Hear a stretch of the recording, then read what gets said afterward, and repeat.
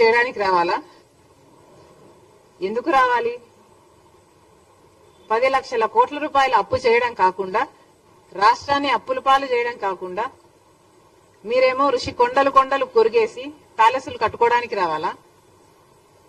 కనీసం రాజశేఖర రెడ్డి గారి జలయజ్ఞంలోని ప్రాజెక్టులు పూర్తి చేయకపోతే, కనీసం ఉన్న ప్రాజెక్టులలో మీరు మరమ్మతులు మెయింటెనెన్స్లు కూడా చేయకపోతే గేట్లు కూడా తేలుతున్నాయండి.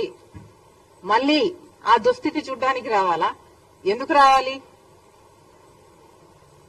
రాజశేఖర రెడ్డి గారు ఎంతగానో వ్యతిరేకించిన బీజేపీ పార్టీతో మీరు అక్రమ సంబంధం పెట్టుకుని ఆఖరికి మన అన్ని విభజన హామీలతో సహా, పోలవరంతో సహా, కడప స్టీల్ ఫ్యాక్టరీతో సహా మన విభజన హామీలు మొత్తం, ప్రత్యేక హోదా అన్ని తాకట్టు పెట్టడానికి మళ్ళీ మీరు రావాలా? దేనికి రావాలి?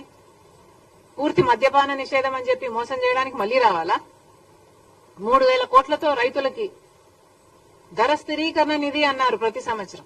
4,000 కోట్లతో పంట నష్టపరిహారానికి పక్కన పెడతాను ప్రతి సంవత్సరం అన్నారు. ఇలా ఎన్ని మాటలు చెప్పి మళ్ళీ మోసం చేయడానికి రావాలి?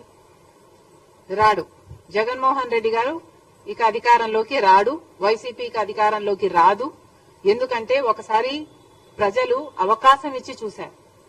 దేవుడు బంగారు పల్లెంలో అన్ని పెట్టి ఇస్తే అవకాశాన్ని ఎలా దుర్వినియోగం చేశారో ప్రజలు చూశారు.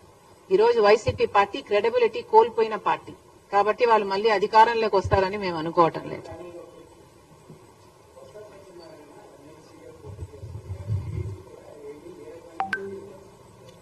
అవును, ఎందుకని అడగండి చంద్రబాబు గారిని. ఇంత గొప్ప విజయం తర్వాత చంద్రబాబు గారు ఏమన్నా, ఐ డోంట్ నో, ఇంకో పక్కేమో వీళ్ళు ఏకగ్రీవంగా గెలిచారు, పండగలు చేసుకుంటున్నారా?